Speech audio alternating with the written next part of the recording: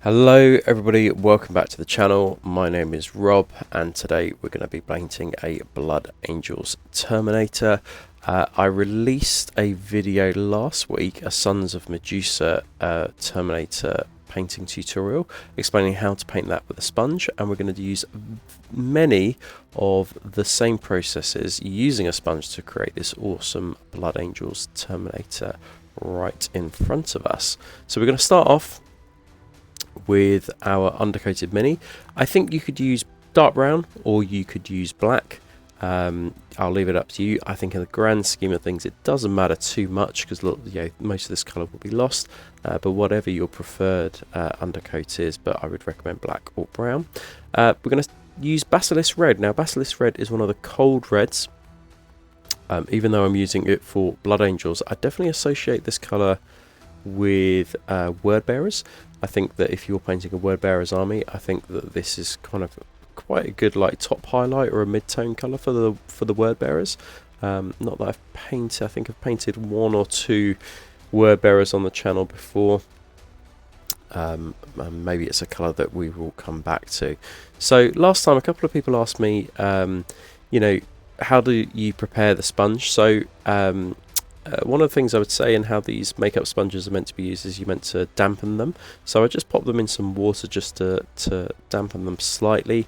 That just helps with obviously the smoothness of the paint as it goes down. We do want the paint to be smooth, and I think it's also important to bear in mind that in between layers as we build up, we don't want the paint to be wet. We don't want it to be tacky, because otherwise it's just going to create texture on the miniature, which isn't what we want. And that's definitely something that I've learned as well when I did the Sons of Medusa Marine. I found that it was a little bit too tacky. I didn't wait enough in between layers.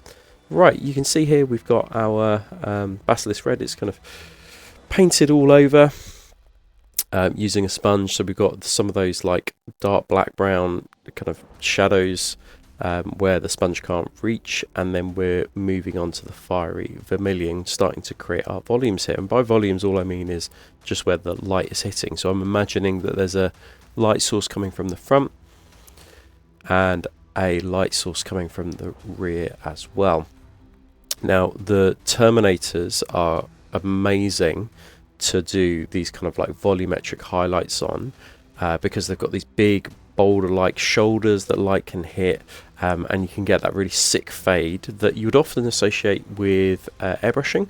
But if you don't own an airbrush, this is perfect because you can create the kind of volumetric highlights that we have when we use airbrushing, but you can just do it with a sponge, and it's less faff than kind of like glazing up layer by layer those volumetric highlights. And what I would say is that using a sponge also creates like a texture within the armor. And what I don't mean is like a tacky texture. What I mean is just a really cool kind of like painted on texture as well. But we're going to add to that by using some washes in a bit. So build up this fiery vermilion. As I say, wait for layers to be dry before applying more. And then that will just prevent the tackiness and a build up of kind of like a texture on the model. So purple tone and Hive Dweller purple. So we're going to use quite a lot of purple tone and just the smallest amount of Hive Dweller purple. Purple tone is quite a thin wash, and although we do want this to be thin, I've just added just a tiny bit of Hive Dweller purple just to give it a little bit of bite. And what you can see me doing here, I'm glazing into the shadows this purple tone just to create some more contrast within the miniature as well, just to be able to control the contrast as well. You don't have to do this, but I did want I really wanted to emphasize those volumetric highlights that we're trying to create. And certainly around the shoulder pad, where we go from that very, very dark purple tone to that fiery vermilion at the top, I think it looks really, really striking. But as I say, if you want to miss this step, if you feel like you've got enough volumes just from the sponge, then that's absolutely fine. But you can notice that I'm really focusing on the shadows here. So inside the legs, on the outer side of the legs, essentially if we hold the model side on, that's where our purple would be. And this is what it looks like with a few glazes of that purple tone. If it's a little bit rough, that's absolutely fine, don't worry about it, because we're going to use some oil washes in a bit that's just going to help kind of smooth out that roughness. So if you're not exact with this, don't worry too much. Right, onto the transfers now. I'm not going to go through the whole process of doing transfers, but just for this, I'm going to say that I've glossed the model, and then using microset and microsol, I'm applying the transfers. I think this is from the transfers here are from the new 40k Blood Angels sheet, which was actually pretty good. I was pretty impressed by it. They adhered to the model and kind of like melted onto the model pretty quickly, so that was good. And it wasn't pixelated either. I found the Ultramarines ones to be quite pixelated from the 40k range. Right, Dark Scene Purple from Winsor & Newton. So I've just mixed this with a little bit of White Spirit. And what you can see me doing all over is applying this purple. So we're using purple as our kind of our shade colour here. And purple is often a colour that I shall use for shading for reds. Violets as well is really, really useful. And I'm applying this all over, slathering it all on. And again, it's one of those things where we talked about this in our last video around colour theory. So we've got red, which is a warm colour. That fiery vermilion is an absolutely outstanding red. And then we have purple, which is a cool colour. And then we're using colour theory to really maximise the contrast on our model. So it's not just about the panels going from dark to light, with those volumetric highlights, but it's also thinking about colour theory in order to kind of maximise that contrast as well. And what you can see me doing here is just taking away that oil wash with no White Spirit here. Actually, this is just a clean cotton wool bud or a Q-tip, and just wiping it away until I feel like the underlying colour comes back. But it's good because that purple goes into all the nooks and crannies. And then I would give it a matte spray, and then we're going to move on to our edge highlights now. So you can really see the purples within the shadows of the model. It's really nicely kind of like, not pin washed, I wouldn't say pin washed, but it's gone into all the nooks and crannies and darkened down those recesses. And then after this, we obviously matte varnish the model, and then with a 50-50 mixture of legendary red and fiery vermilion, which is the colour that we use as our top highlight, we can then go around and edge highlight the model. Now, this might seem a little bit agonising, but for these big Terminator models, I don't find them too much of a chore. I definitely find like the Primaris Marines a bit of a chore, but these actually are relatively simple to do. And you can spend half an hour doing the edge highlights here. You don't need to edge highlight absolutely everything, but I think it will look cleaner and smarter if you do try and highlight as many edges as possible. And actually, if you're not proficient at this or you need practice this, I think the Terminators are actually a really good model to practice on. I think because of their size, they're quite forgiving. So we just go around, edge highlight all these parts here. The parts like the supports, I guess, for the legs around the thighs, I did render that with the same highlight colour. I thought it would be strange if we had like edge highlights in this legendary red and fiery vermilion, and then those kind of bits that are popping out off the thighs didn't have any kind of edge highlight. Right, next up we're going to use a Violent Vermilion. So this is the Legendary Red and the Violent Vermilion are actually both from the Warm Red range. And as we go lighter and lighter, I think that I would describe this as like a salmon pink colour, this Violent Vermilion. But it's really good for kind of highlighting like a Blood Angels Red, I think. And you can see how I'm just doing some dot highlights, making these edge highlights just really like pop off the model. Next up we're going to use Banshee Brown. You notice that I did some scratches with that Legendary Red and Fiery Vermilion colour, and then I'm just adding some Banshee Brown just on the top of those scratches, just to give the appearance that they're 3D, and this has gone through to the ceramite underneath. Where the ceramite is a brown colour, I shall leave out to you decide. I don't worry about it too much, I just think that Banshee Brown is a good contrasting colour to red. Next we're going to use Matte White. So there aren't that many details to do after this, but there is an awful lot of black elements to do on it. But to support us in this, we're going to paint all those black elements in matte white. This just needs one coat.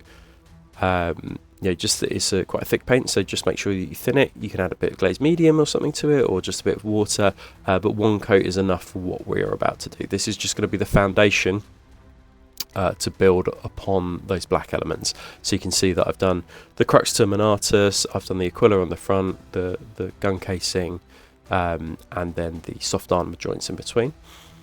Now we're going to use just Grim Black here, and Grim Black is a speed paint, and what that's going to start to do is to put this Grim Black into all the shadows, into the nooks and crannies, as we might expect from speed paint, but it's also going to start that process of highlighting the parts that we want to be a grey colour as well. Now you could just do Grim Black and that would be it. You wouldn't need to do any more than that, but actually we're just going to render those shapes a little bit further, and to do that we're just going to mix in a little bit of Grim Black and a little bit of matte white as well, just to make a grey colour. Now this is something I did in my last video, and I often do if I'm using speed paints. Just add in a bit of ivory or a bit of matte white just to make like a natural progression, and this is obviously quite thin. So it's quite good for building up in thin layers, quite good for glazing. You'll notice that I haven't done that on a wet palette. I've actually done it on just a dry palette, and that is because it would become unworkable, I think, and I wouldn't be able to leave behind much paint if I made it more wet. And what you can see me doing here is just taking this Grim Black plus matte white, this grey colour, and just starting to render some of the shapes. Now this is a little bit time consuming, but it doesn't take too long because we've actually started the process just by virtue of the fact that we've used a speed paint. But it is just about being careful and just rendering this a little bit further. You can add more white into that mix in order to create a lighter tone of grey, and then you can do some dot highlights with almost pure white. And we do exactly the same that we're doing for the Aquila here on the crux terminatus, so then we can do some edge highlights as well on the bolter casing and the chain fist.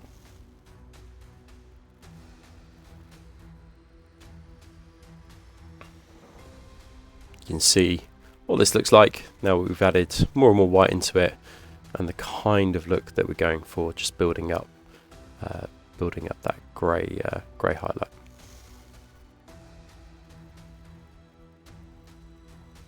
Right, next up we're going to move on to the face. This is going to be really, really simple. I tried to sponge paint the face and it went disastrously wrong, so I'm just going to do it with some washes just to keep it nice and simple. So we've got a primed white head, and then we're going to start off with some dark red tone, and we're going to use this in the bottom part of the face. So we're going to use this around the eyes, around the mouth, under the cheeks as well.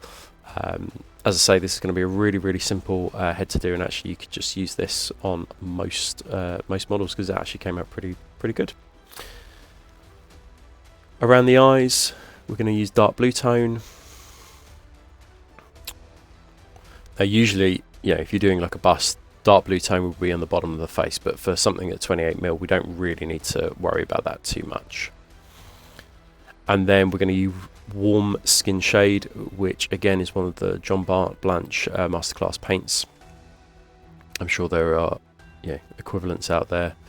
And then we're going to apply this all over. So this is actually going over the dark blue areas and the dark red areas as well. So you can see that the dark blue and the dark red has slightly changed that warm skin shade for us.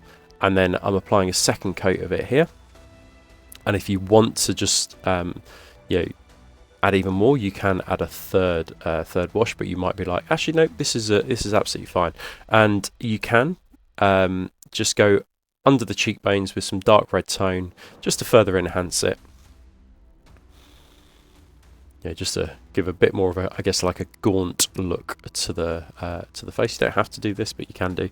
And if you want to add some warm skin tones to a little bit of white and do some further highlights, you can do, or you can just leave it like that. Next up, we're going to do the silver elements. I didn't worry too much about this. I did a dark silver, I think it was gunmetal, washed it with some like a black black tone, dark tone, and then just dry brushed it with shining silver. The silver is so limited on this model that we don't need to spend too much time worrying about it.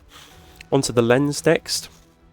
So we're going to use some orc skin speed paint around the lens, and we can go around the edge of the lens as well.